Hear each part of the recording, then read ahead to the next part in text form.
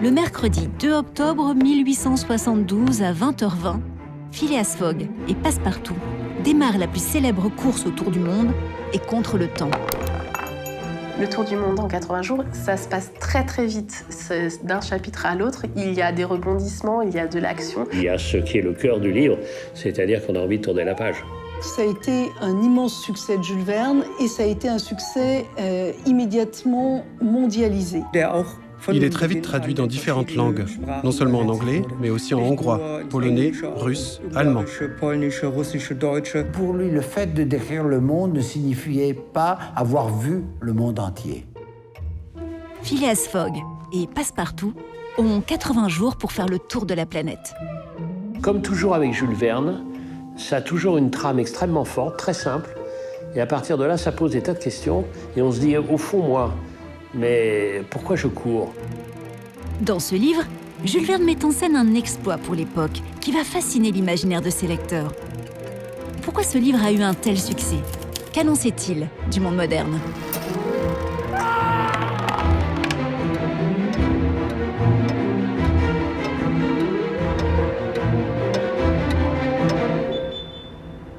Jules Verne a 43 ans quand il s'installe avec sa famille à Amiens. Il est déjà l'auteur de multiples succès, 5 semaines en ballon, De la Terre à la Lune, 20 000 lieues sous les mers.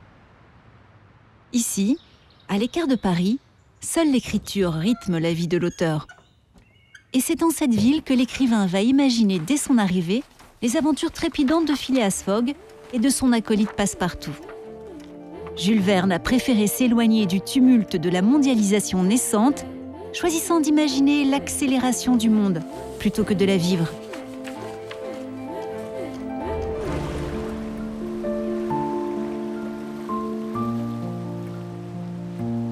Au début du 19e siècle, le monde était encore immobile. Jules Verne naît à Nantes en 1828. 6 ans auparavant, c'est ici qu'on inaugure la première ligne de bateaux à vapeur en France. La vapeur invente la société industrielle et la société industrielle invente un monde nouveau qui va enthousiasmer le futur romancier. Au 19e siècle, les gens voyageaient très peu, mais vraiment très peu.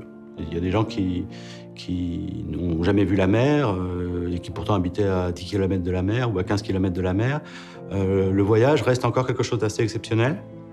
Nantes, c'est un grand port de commerce ouvert sur le monde. Donc, au moment où Jules Verne naît à Nantes, en 1828, et puis surtout pendant les 20 premières années de son enfance et de sa jeunesse, il a été en contact permanent avec cette révolution des transports. Il voit l'évolution de ce qu'il appelle, depuis les grands bateaux à voile de la marine marchande, jusqu'à l'introduction de la vapeur. Un beau jour, enfin, mon frère et moi, nous eûmes la permission de prendre passage à bord d'un bateau à vapeur, le Pyroscaphe numéro 2. Quelle joie! C'était à en perdre la tête. À cette époque, on ne voyageait que peu, ou pas. C'était le temps des réverbères ou du briquet fumade. Oui, j'ai vu naître les allumettes phosphoriques, le timbre-poste, le pantalon à jambes libres, le système métrique, les bateaux à vapeur de la Loire dits inexplosibles, parce qu'ils sautent un peu moins que les autres. Les chemins de fer, les tramways, l'électricité, le gaz, le télégraphe, le téléphone, le phonographe. Je suis de la génération comprise entre deux génies, Stephenson et Edison.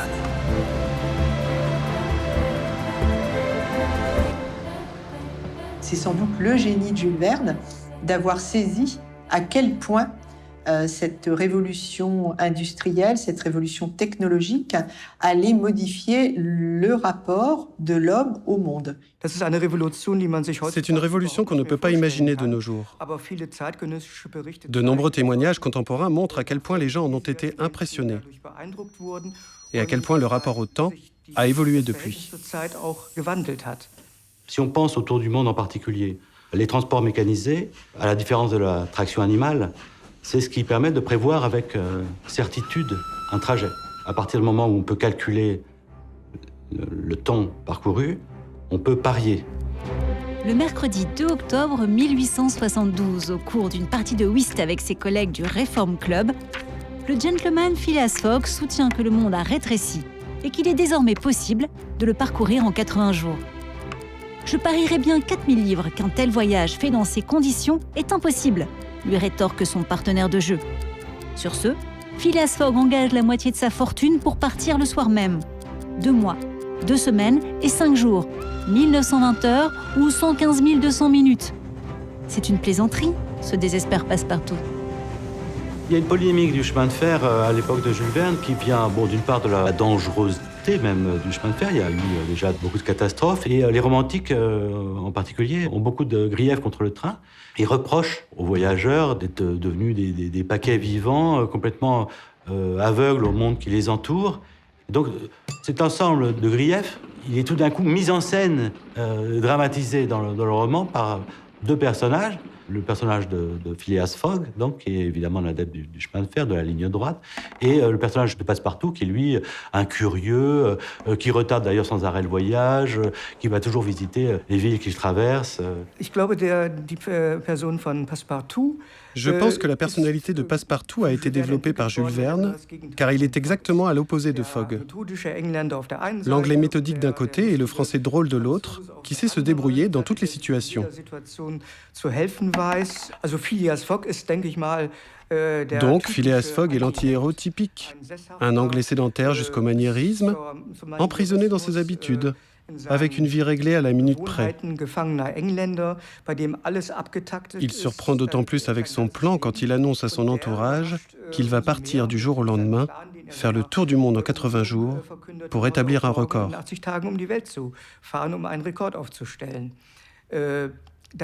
C'est certainement ce qui fascine le plus chez ce personnage contradictoire et drôle malgré lui.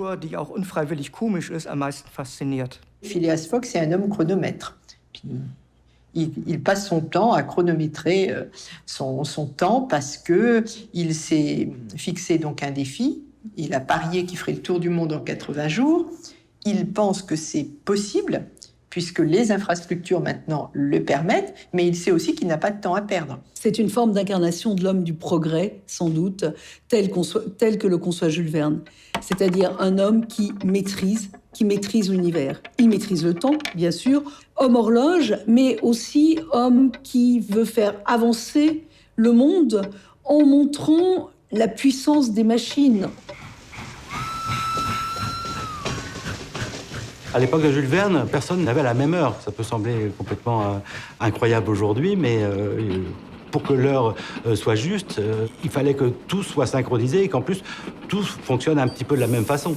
Il y a les heures des gares, qui sont même souvent différentes des heures données par l'église du village. Et progressivement, le temps des lignes va devenir le temps de référence universel, on va dire. Mais ça met beaucoup de temps, en fait. À l'époque où Jules Verne écrit et compose le Tour du monde, on en est encore très loin. Samuel. Oui, monsieur. Quelle heure avez-vous? Il est 9h10, monsieur. 9h10. Vous retardez 2 minutes. Oh. Mais l'important, c'est de le savoir. Oui, monsieur.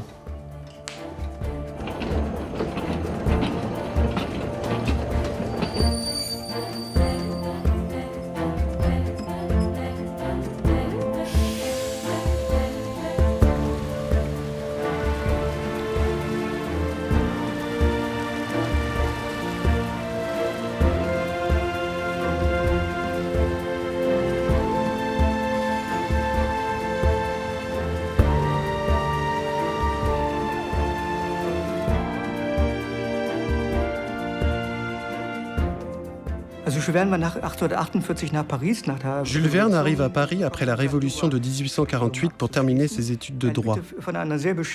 Il vit grâce à une pension très modeste que lui donnent ses parents et qu'il continue de recevoir après ses études, alors même qu'il a annoncé à son père qu'il ne voulait pas retourner à Nantes pour reprendre son cabinet. Il veut plutôt devenir écrivain et réussir au théâtre. Il a très longtemps eu une vie de bohème à Paris. On raconte très souvent qu'il avait un ami, Aristide Hignard, qui partageait des redingotes. L'une la portait le mardi et le jeudi, et l'autre le lundi et le vendredi, pour aller donc dans les salons littéraires où il fallait absolument avoir un vêtement. Mais voilà, au début, l'argent n'est pas là. Jules Verne était intéressé surtout par le théâtre. D'ailleurs, les années 50, 40, 50, 60 étaient le moment où il y avait énormément d'écrivains de théâtre. Donc, un écrivain avait besoin, même sur le plan économique, d'avoir du succès au théâtre. Donc, Jules Verne commence comme ça. Il va essayer des drames historiques, il va essayer des comédies plus ou moins sérieuses, il va essayer des vaudevilles. Et puis, eh bien, il cherche des formules pour faire sa place dans ce monde littéraire qui ne lui ouvre pas spontanément les bras. Il y a certainement eu plusieurs occasions où Jules Verne a été découragé. Mais il avait en quelque sorte le sentiment qu'il réussirait sûrement à un moment donné. Et ça s'est réalisé plus tard.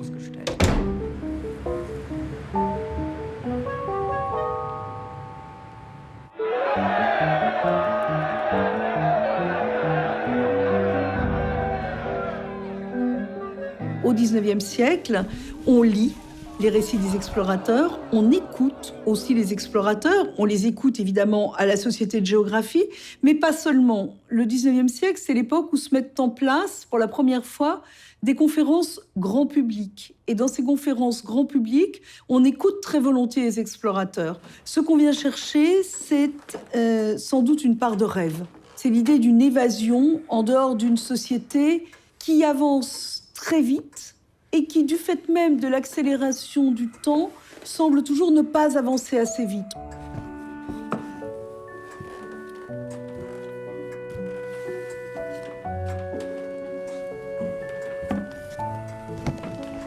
Jules Verne, quand il arrive à Paris, il va rencontrer des personnalités qui vont aussi lui transmettre ce goût pour les voyages. La plus marquante, certainement, c'est Arago, qui fait partie de ces grands explorateurs et qui transmet à Jules Verne cette passion. Jacques Arago était définitivement une personnalité fascinante qui, des années plus tôt, avait également voyagé à travers le monde. Il était devenu aveugle entre-temps et essayait de gagner sa vie avec des pièces de théâtre à Paris, car il était par ailleurs metteur en scène. Monsieur, votre thé. Merci, Samuel.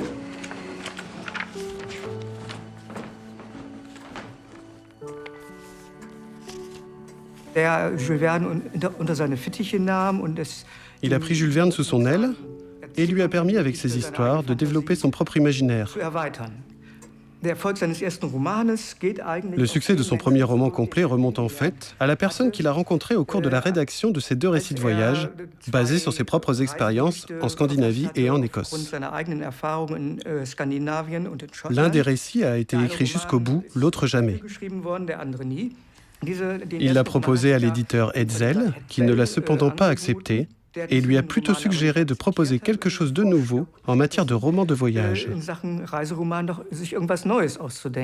Pierre-Jules Hetzel, à l'époque où Verne le rencontre, est un éditeur extrêmement connu. C'est l'éditeur des plus grands écrivains du XIXe siècle. C'est l'éditeur de Victor Hugo, c'est l'éditeur de George Sand, c'est l'éditeur de tous les grands. Il l'a soutenu parce qu'il pensait que Jules Verne avait un talent pour écrire, mais il fallait que ce soit quelque chose de plus original qu'un énième récit de voyage en Angleterre et en Écosse. Jules Verne reprend courage et décide alors d'écrire une traversée de l'Afrique en ballon. Et Jules Verne lui envoie un texte, donc un voyage dans les airs, qui deviendra 5 semaines en ballon. Et il se trouve que 5 semaines en ballon est un coup d'essai de ce point de vue-là pour Jules Verne, mais est aussi un coup de maître, parce que c'est un roman assez parfait, qui allie toute une série de qualités, qu'on retrouvera d'ailleurs dans le Tour du monde en 80 jours, le rapport à la géographie, des parties du monde inexplorées, une technologie que Jules Verne s'approprie en l'adaptant autant que nécessaire, et puis aussi des personnages dont l'humour est suffisamment fort pour qu'on s'y attache spontanément.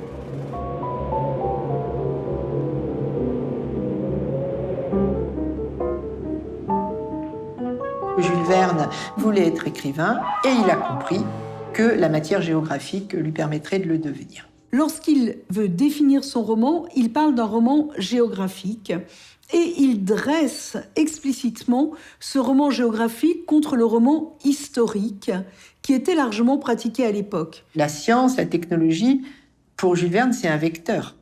C'est celui qui permet, d'une part, de faire le voyage, mais aussi de mettre le récit sur le fil du voyage. Il a exploré, au fond, tous les possibles. Il a exploré les possibles, en haut, en bas, partout, et très souvent prémonitoire. Et en plus, tous ces personnages existent vraiment. Et les personnages, c'est des machines à explorer. Alors que souvent, dans la science-fiction, les personnages sont beaucoup moins importants que les idées. En France, il était plutôt connu comme l'inventeur du merveilleux scientifique. C'est l'idée de voir des merveilles dans la science.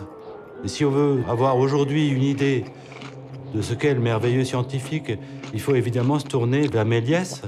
Alors malheureusement, aujourd'hui, quand on parle de l'œuvre de Jules Verne, alors il y a une grande partie du monde qui dit « le père de la science-fiction ». Alors ça, c'est une formule horrible, parce que quand on lui demandait « quel est votre but ?», il répondait « d'écrire le monde sous la forme du roman ». Et le merveilleux scientifique et la science-fiction, c'est pas du tout les mêmes concepts, finalement. Jules Verne, ce qui l'intéresse, peut-être au moins autant que l'écriture, sont les grandes images qui allaient clouer de stupéfaction un spectateur et puis un lecteur.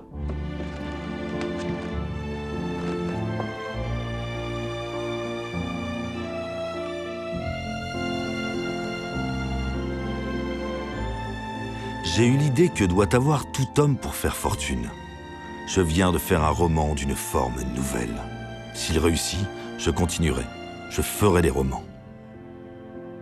Pour faire le tour du monde, avant 1869, il fallait, en partant de Londres, prendre un bateau, faire le tour de l'Afrique, passer devant le cap de Bonne-Espérance et aller en Inde. En 1869, on a inauguré le canal de Suez. Et on économisait quelque chose comme 15 jours, parce que le tour de l'Afrique, vous imaginez, etc.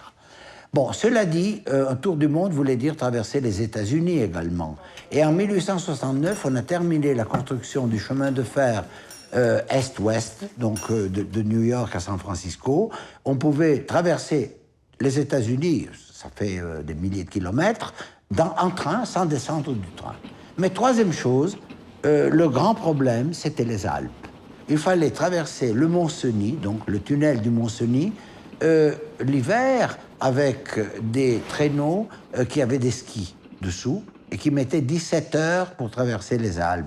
Donc, en 72, on avait les 3 éléments nouveaux pour écrire un tour du monde en 80 jours.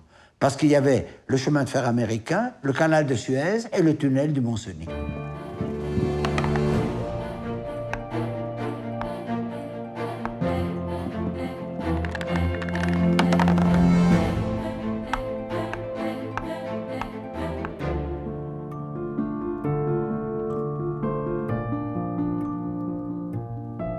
Jules Verne trouve l'idée du tour du monde en 80 jours en lisant la presse et il réinscrit ce phénomène dans son roman puisque c'est en lisant la presse que Phileas Fogg a l'idée de son tour du monde. Jules Verne trouvait son inspiration dans de nombreuses sources différentes.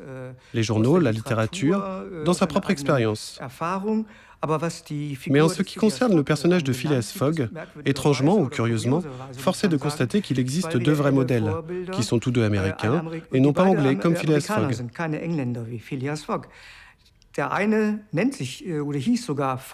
L'un d'eux s'appelle même Fogg, Percy Fogg, un homme d'affaires américain qui avait fait le tour du monde en 3 ans et dont le nom est cité dans les journaux. Parmi les éventuels modèles de Verne, il y a aussi un précurseur qui s'appelle George Francis Train, qui était un grand entrepreneur, qui en plus a travaillé vraiment sur la jonction des rails aux États-Unis, et qui avait déjà fait un tour du monde au moment où Verne a écrit son tour du monde. En fait, George Francis Train en a fait 3. Et dans des mémoires qu'il a écrits un peu plus tard, il a dit qu'il avait été le modèle de Phileas Fogg. L'idée de faire le tour du monde, de boucler un tour de la Terre, est une idée qui parle, je crois, beaucoup au public du 19e siècle, parce que c'est le moment où l'homme découvre sa puissance et où l'homme veut découvrir, conquérir la Terre entière. Et il est extrêmement important de lui donner une image de cette possibilité de la conquête. Le tour du monde, c'est aussi, il faut bien le dire, le triomphe de la civilisation occidentale sur l'ensemble du monde. Et ce tour du monde, il est contemporain des plus grandes entreprises de colonisation. Au fond, Jules Verne se moque du fantasme de tous ces gens qui veulent aller plus vite, qui veulent maîtriser tout, qui ont des solutions pour tout. Il y a une sorte de folie de la puissance au 19e. Ces gens-là, ivres d'eux-mêmes, ivres de leur pouvoir, vont devenir extrêmement néfastes. Mais c'est pas comme ça. En fait, tout ce qu'il y a d'important dans la vie, au fond, c'est ce qu'on ne maîtrise pas. Le 22 octobre à 8h du matin, le train reliant Bombay à Calcutta s'arrête en pleine jungle. Plus de chemin de fer, s'exclame Passepartout. Et Jules Verne écrit. Les journaux, comme certaines montres, ont la manie d'avancer. Et ils avaient annoncé prématurément l'achèvement de la ligne. Phileas Fogg et Passepartout restent à quai. Mais tous les moyens sont bons pour poursuivre le voyage et gagner le pari.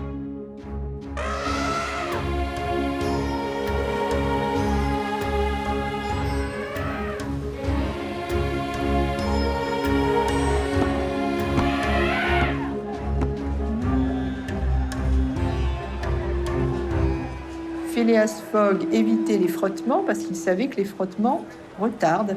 Ce qui fait qu'il profite assez peu de la découverte des pays traversés. Ce qui peut peut-être nous étonner dans des personnages ou des héros comme ça, c'est qu'ils nous semblent totalement indifférents au monde qui les entoure. Mais ils ne le sont que parce qu'ils ont besoin de concentrer leur énergie pour atteindre leur objectif. Et je pense que Jules Verne était comme ça. Il a été obligé de se rendre ou d'être indifférent à beaucoup de choses du monde extérieur pour aller au bout de sa vocation littéraire et pour l'imposer. C'était lui aussi quelqu'un de méthodique. On le voit à la façon dont il planifiait son quotidien. On voit que c'est un grand amateur des énumérations, des choses comme ça. Donc je pense qu'il s'est un peu caricaturé là-dedans.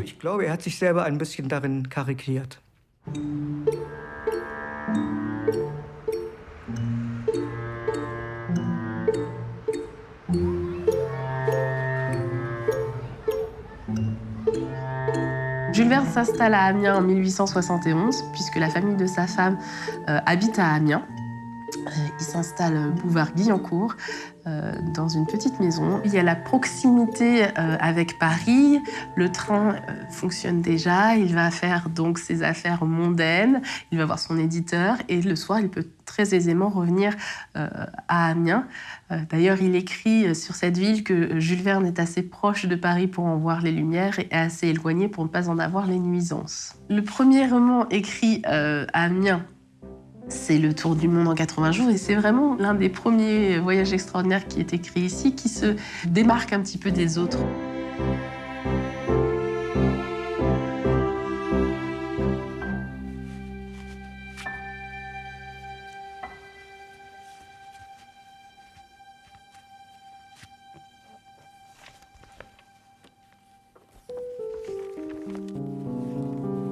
Sur ces manuscrits-là de premier jet, la taille de l'écriture est effectivement microscopique. Et on se dit, mais c'est illisible. Alors, c'est parfaitement lisible, parce que même si c'est microscopique, c'est une écriture très posée. En plus, il utilise de l'encre rouge. Alors ça, il l'a fait sur d'autres manuscrits, mais sur le Tour du... Mais ça reste exceptionnel, et sur le Tour du monde, c'est extraordinaire pour nous, parce que l'encre rouge, elle sert à marquer les étapes du voyage. Et on se rend compte à quel point le Tour du monde en 80 jours, c'est une course contre la montre. Et donc, Jules Verne lui-même, pour être sûr de ne pas se tromper, il jalonne son récit.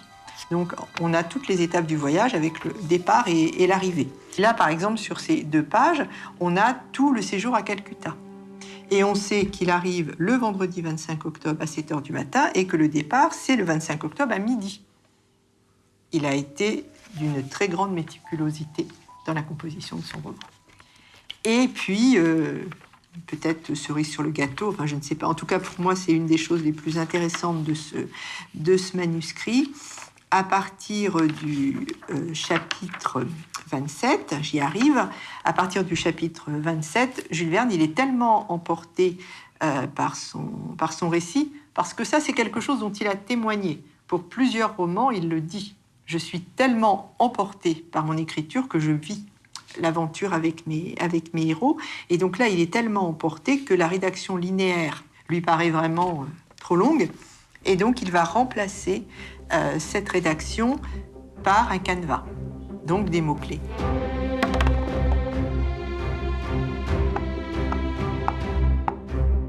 Pour accroître le suspense, Jules Verne pimente l'intrigue d'un inspecteur de police à la poursuite de Phileas Fogg, coupable, selon lui, d'un vol à la Banque d'Angleterre.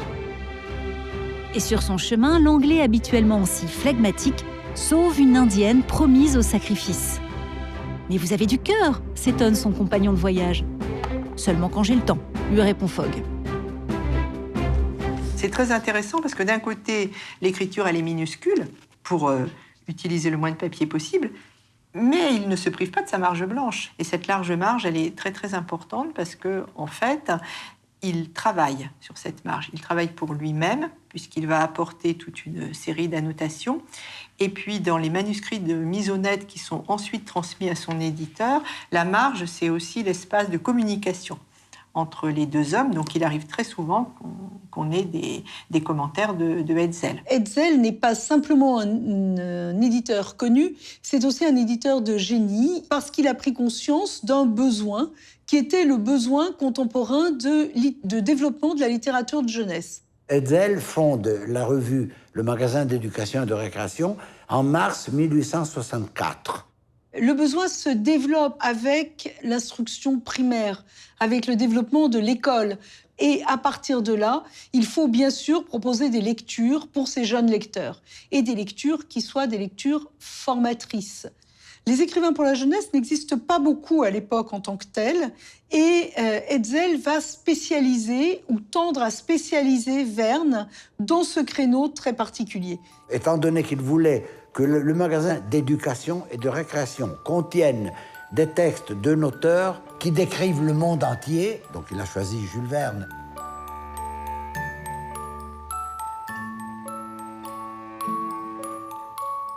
On est quand même à l'époque où la France était complètement analphabète. Il fallait la rendre plus savante et puis plus apte aussi à accomplir une révolution industrielle. Donc Jules Verne s'est complètement inscrit dans ce mouvement-là. Et le merveilleux scientifique, c'est essayer autant que possible de tirer de la science et de l'industrie un émerveillement des images qui vont inciter ensuite des jeunes lecteurs à se les approprier et à peut-être mieux réussir la République.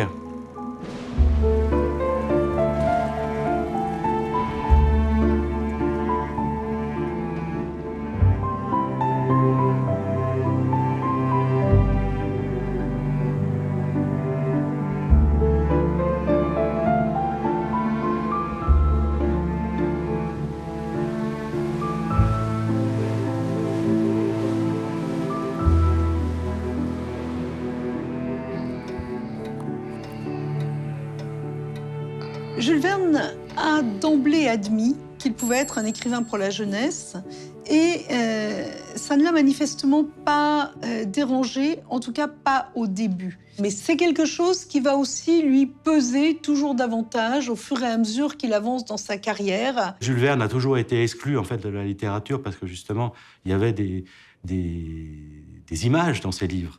Des gens comme Flaubert ou Balzac, ils étaient très très opposés en fait à l'introduction de l'image dans le livre. Sur 62 voyages extraordinaires, 85 volumes, on compte 6000 illustrations. Une illustration toutes les 6-8 pages, ce qui est absolument gigantesque. Et le roman pour la jeunesse, ça ne fait pas une élection à l'Académie française. Donc Jules Verne tient à avoir d'autres supports et un certain nombre de ses romans vont être publiés dans des grands journaux quotidiens, dans Le Temps, par exemple, dans Le Figaro. Il essaie malgré tout de diversifier ses publics et d'affirmer une position qui ne soit pas simplement celle d'auteur pour la jeunesse. Au total, Hetzel vendra 500 000 exemplaires du Tour du monde en 80 jours, soit le plus gros succès de son auteur. Verne devient l'écrivain français le plus traduit. Le roman a du succès, mais alors l'adaptation à la scène, c'est plus un succès là, c'est un triomphe. Verne a toujours voulu écrire du théâtre. Il y avait certainement une grande frustration à ne pas être un auteur de théâtre. Il faut penser que même à l'époque, c'était le théâtre qui consacrait les écrivains, pas les livres. Le Tour du monde en 80 jours, c'est un texte finalement un peu à part dans la création de Jules Verne, dans la mesure où Jules Verne l'a d'abord conçu comme une pièce de théâtre. Les différentes étapes du voyage de Phileas Fogg, ce sont des tableaux qui se succèdent, comme c'était le cas au théâtre à l'époque. Donc un texte d'abord imaginé au théâtre et un texte qui ensuite est porté à nouveau sur scène.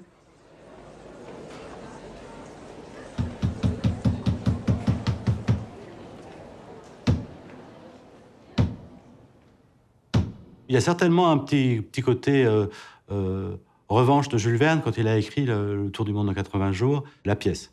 Et alors, ce qui est intéressant, c'est que Verne est arrivé avec justement une idée assez nouvelle, qui était d'introduire le train, le panorama, le transport, le voyage sur la scène de théâtre. Du temps où le cinéma n'existait pas et la télévision non plus, c'était vraiment la pièce qu'on appelait un grand spectacle. C'est-à-dire, on allait au théâtre pour voir de vrais éléphants, un vrai train sur la scène, et c'était ça qui plaisait aux gens. De ce côté-là, ils n'étaient pas déçus, puisque Verne leur renvoyait non pas l'image d'un monde réel, mais l'image d'un monde très pittoresque. C'est pas la photographie du monde réel qu'on voit dans le Tour du monde.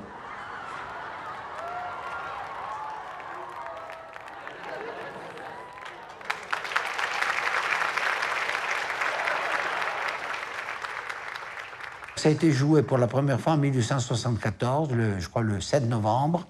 Et avant 1900, il y avait déjà eu 2500 représentations à Paris. C'était la pièce qui a eu le plus de succès pendant la fin du 19e siècle. Dans la presse, non seulement la presse qui s'occupe de théâtre, mais la presse en général, même les quotidiens français, on a parlé énormément de cette pièce. C'est le moment où Jules Verne se dit « Ah ben, enfin, j'ai réussi ». J'ai eu du succès, j'ai des moyens que j'attendais. Il a changé sa vie pendant ces années-là. Son succès et ses nouveaux moyens financiers lui permettent d'emménager à Amiens, dans cette bâtisse, surnommée la Maison à la Tour. Jules Verne va choisir cette maison pour recevoir et montrer sa réussite. Chaque pièce va avoir un décor différent, de style différent, pour montrer une fois encore qu'on a les moyens d'entretenir et de recevoir dans un joli hôtel particulier. Elle est grande, elle lui offre la possibilité d'avoir un étage consacré rien qu'à sa création, le 2e étage.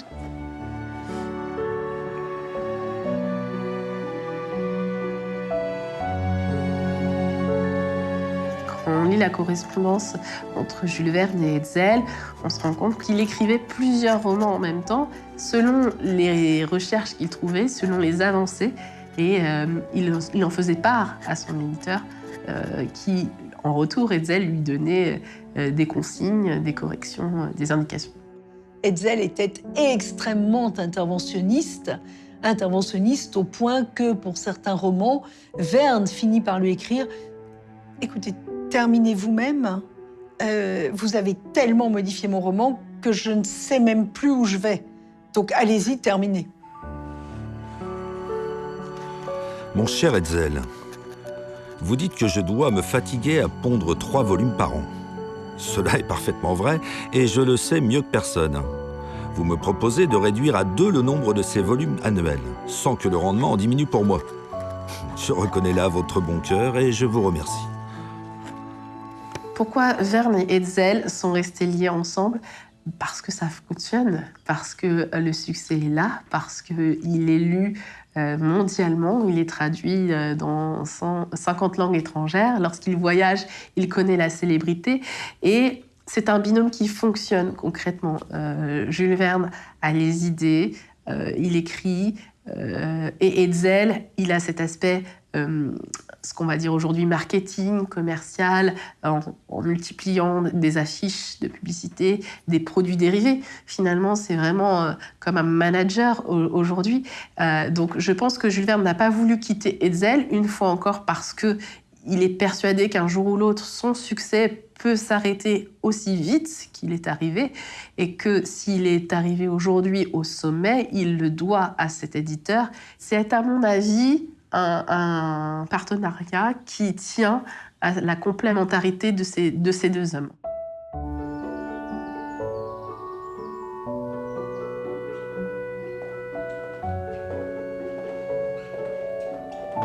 Monsieur, votre livre est arrivé. Ah, enfin une bonne nouvelle. Merci, Samuel.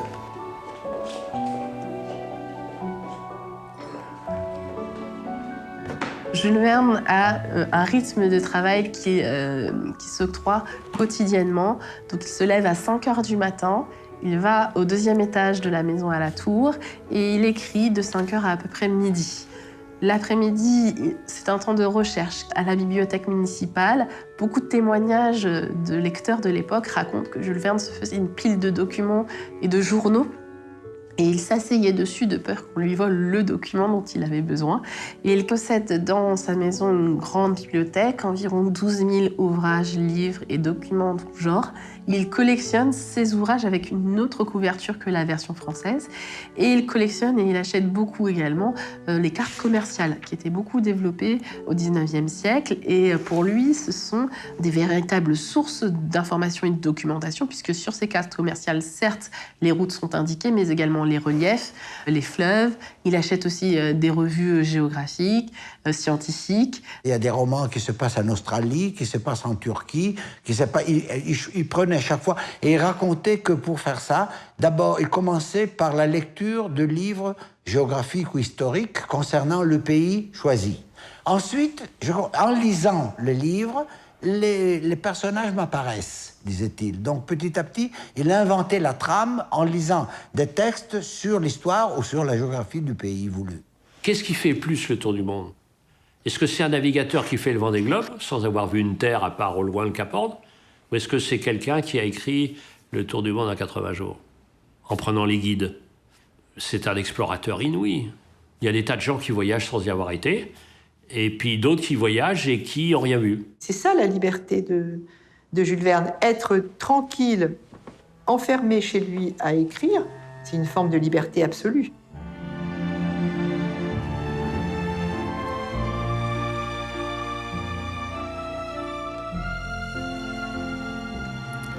Je veux peindre la Terre entière, le monde entier, sous la forme du roman, en imaginant des aventures spéciales à chaque pays.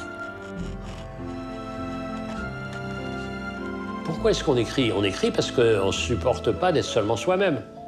Si vous vous contentez de ce que vous êtes, vous n'êtes jamais un artiste, tout va bien, la vie est comme ça, très bien, vous vous contentez de...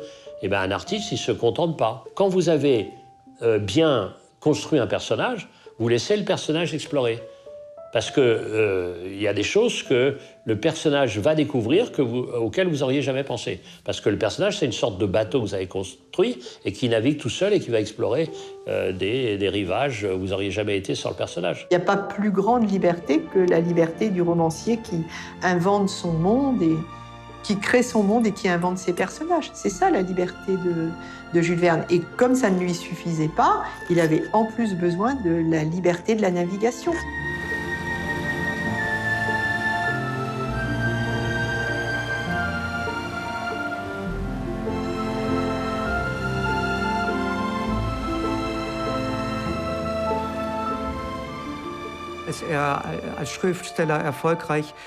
Lorsqu'il est enfin devenu un écrivain à succès, il s'est donné les moyens de voyager librement. Il achète 3 bateaux, dont un yacht à vapeur. Ces bateaux lui permettent de vivre ses rêves, que l'on retrouve à nouveau dans sa littérature. En 1877, Jules Verne va tomber en arrêt devant un magnifique yacht. C'est une affaire, mais c'est quand même un investissement de 55 000 francs or, ce qui est énorme. Il se fera d'ailleurs quelque peu tancer par son éditeur Hetzel, qui trouve que ça n'est pas bien raisonnable. Mais Jules Verne lui dit « Oui, c'est peut-être une folie, mais moi j'en ai besoin de ce bateau ». Jules Verne n'était ni quelqu'un qui est resté chez lui toute la vie, ni quelqu'un qui a fait de grands voyages. Il a un peu voyagé, surtout quand il a eu plus d'argent, comme un monsieur de la bourgeoisie du XIXe siècle qui voyageait de temps en temps. D'autant plus qu'il voyageait avec sa femme, son fils, son frère, ses amis, donc c'était vraiment un voyage de luxe. Jules Verne n'a jamais effectivement effectué les grands voyages d'exploration de ses héros. Il voyage beaucoup plus confortablement, ça c'est certain. Mais il voyage comme un touriste. Et à bord du Saint-Michel III, Jules Verne va faire pendant 10 ans des croisières, qui sont des croisières mémorables pour lui, mais aussi pour son œuvre, parce qu'un certain nombre de ces croisières sont des inspirations directes de certains de ses romans. Alors, le terrible Hetzel intervient une fois de plus. Il lui dit « Écoutez, mon cher Jules, vous allez finir par lasser vos lecteurs avec ces descriptions sans fin de la navigation. » Et Jules Verne ne renoncera pas, parce que pour lui, c'est le bonheur absolu. Après Calcutta, les voyageurs font escale à Singapour, Hong Kong, Shanghai, Yokohama, puis l'Amérique. Sur son carnet de notes, Phileas Fogg reporte consciencieusement l'avance ou le retard cumulé par le voyage. Le 23 novembre, le gentleman a parcouru la moitié du globe terrestre. Sur 80 jours mis à sa disposition, il ne lui en reste que 28 à dépenser. Mais maintenant, la route est droite. Le 3 décembre, Monsieur Fogg arrive à San Francisco. Il n'a encore ni gagné, ni perdu un seul jour. À l'époque de Jules Verne, on commence à voyager, le voyage se démocratise et ce qui confirme cette démocratisation du voyage, c'est l'apparition d'un nouveau terme dans le vocabulaire qui est le terme de touriste. Touriste est un mot qui apparaît au XIXe siècle. Ça n'existait pas avant, on n'imaginait même pas ce que pouvait être le tourisme. Phileas Fogg et Passepartout, effectivement, peuvent représenter les touristes dans la mesure où ils voyagent dans les nouvelles conditions créées par les nouveaux moyens de transport et puis les nouvelles infrastructures. Dans les multiples lectures qu'on peut donner du Tour du monde en 80 jours, Jules Verne nous dit c'est bien gentil de pouvoir voyager à la vitesse de la vapeur, mais si on ne prend pas le temps de regarder le monde, à quoi ça sert? Donc ça peut nous faire penser effectivement à certaines attitudes qu'on rencontre encore aujourd'hui et qui ne peuvent qu'interroger. Si on arrive à Roissy, on prend son avion, tout va bien, on est pris par hôtel, machin, on est là, et on a le buffet à volonté, et puis on est au bord de la plage, et puis il y a un animateur, et machin, et puis on revient, rien ne s'est passé, on n'a rien vu, on n'a rien vécu. S'il y a eu un truc, une fragilité, là on a vécu, comme dans la vie, c'est pareil. C'est pareil. Mais les gens s'acharnent à ne pas vivre. Et après, ils sont terrorisés de quitter cette vie qu'ils n'ont pas occupée. Ça me fascine. Un voyage est-il réussi si nous n'accueillons pas l'imprévu ou nos fragilités? La vie est-elle la vie si nous ne la traversons qu'en ligne droite? Ni l'opium d'Hong Kong, ni les sioux d'Amérique ou les geôles d'Inde ou d'Angleterre ne feront dévier Fogg de sa course. Mais bientôt, le cœur du voyageur chavire. Mrs. Aouda, c'est une femme du 19e siècle qui apparaît un peu comme un supplétif de l'aventure, mais mine de rien, elle change complètement le sens du voyage, puisque Phileas Fogg en revient totalement transformé. Et détail qu'il ne faut pas négliger, c'est elle qui demandera Phileas Fogg en mariage, ce qui, à l'époque, est une forme d'audace.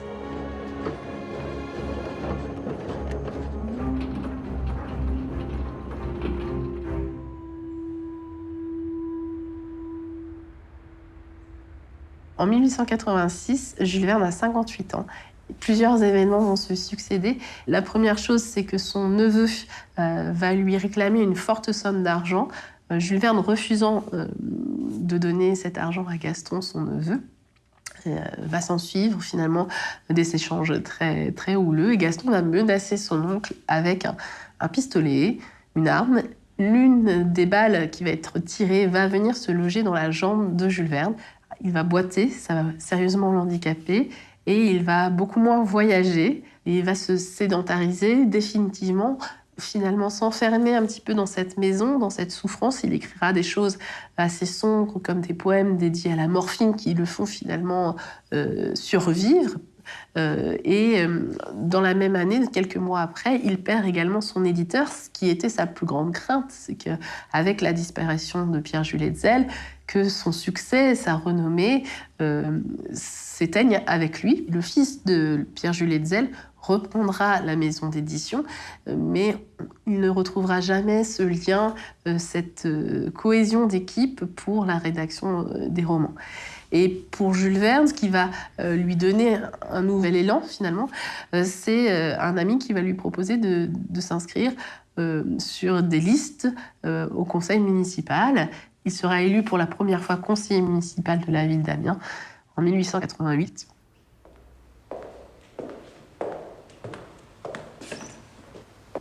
Madame Blay. Thank you.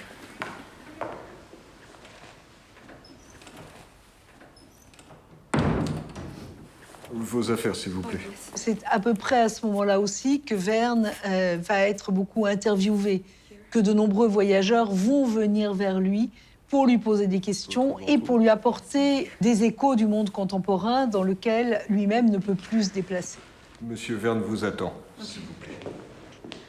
Verne, on lui a jamais proposé de faire le tour du monde, mais ce qui est intéressant, c'est qu'il est devenu la référence obligée en matière de tour du monde. C'est-à-dire qu'il pouvait y avoir eu des tours du monde avant.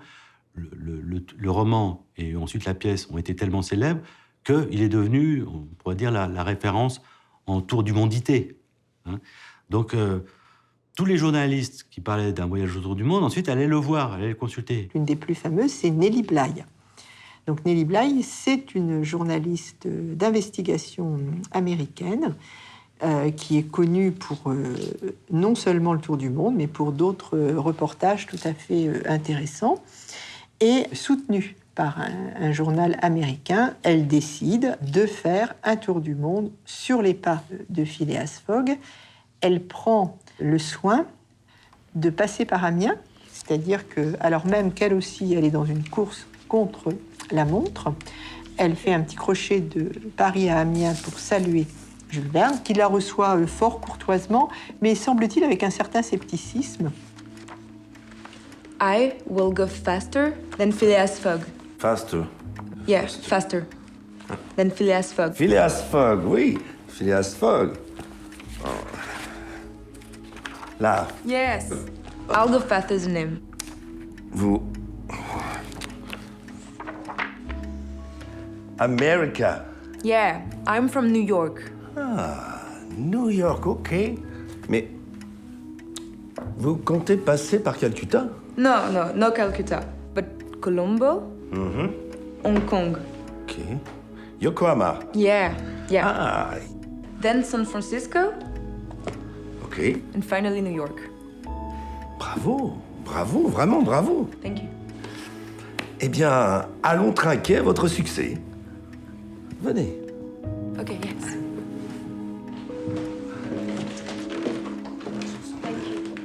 Et évidemment, elle est triomphante et elle devient, grâce à ça, célèbre. Alors, une des raisons pour lesquelles elle va gagner, c'est qu'elle est extrêmement audacieuse. Comme Phileas Fogg, elle sait voyager léger et elle va faire son tour du monde en 72 jours. On ne peut pas dire qu'à l'époque de Nelly Bly ou même de Gaston Stigler, le tour du monde soit vraiment banalisé. Mais disons qu'on en fait plus. Et surtout, cette culture qui est nouvelle, celle de Nelly Bly, de Stigler, c'est la culture journalistique, c'est la culture du sport. Et ça, Verne était déjà assez vieux à son époque. Il était un petit peu dépassé pour tout ça. Et pour tout dire, même, ça ne lui plaisait pas beaucoup, je pense. À Paris, en 1900, les autorités françaises inaugurent une nouvelle exposition universelle. Et les visiteurs se pressent avec plaisir sur la rue de l'Avenir, nom donné au trottoir roulant qui ceinture cette foire au progrès, précipitant le public dans le XXe siècle et sa modernité. L'épouse de Jules Verne fait le déplacement, mais lui, à 72 ans, dédaigne la visite. Jules Verne aura toujours regardé la vitesse, le progrès, les technologies, le rapport au monde avec distance, parce que c'est son tempérament à lui. Mais il y a ce que Jules Verne voit et ce que nous voyons. Or, Jules Verne, il a été un vecteur de ce progrès. C'est pas pour ça que lui, personnellement, il y adhérait à 100%, mais il est devenu quand même un symbole de l'idée de progrès. Beaucoup de ses romans parlent de machines extraordinaires, parlent de ville idéale.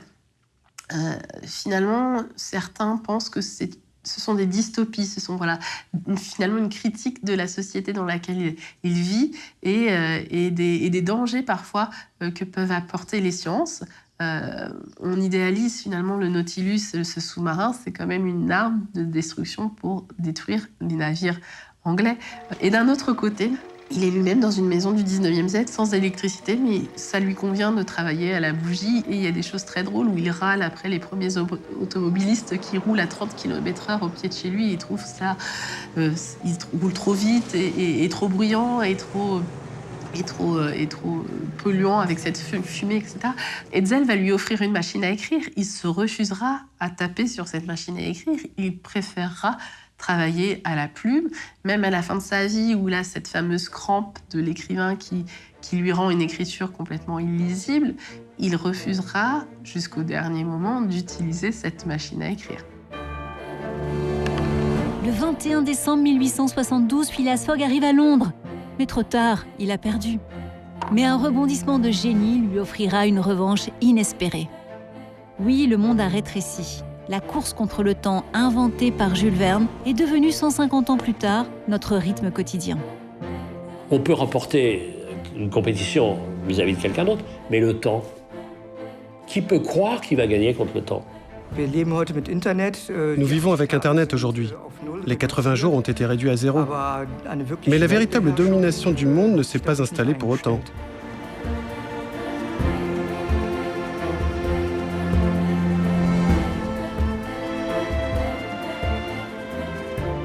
En s'installant à Amiens pour se consacrer pleinement à l'écriture, Jules Verne espérait ralentir l'écoulement du temps.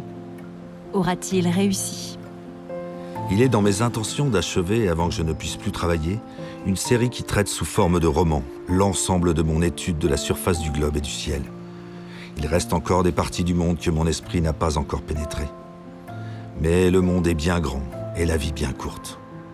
Et pour laisser mon œuvre complète, il faudrait vivre 100 ans.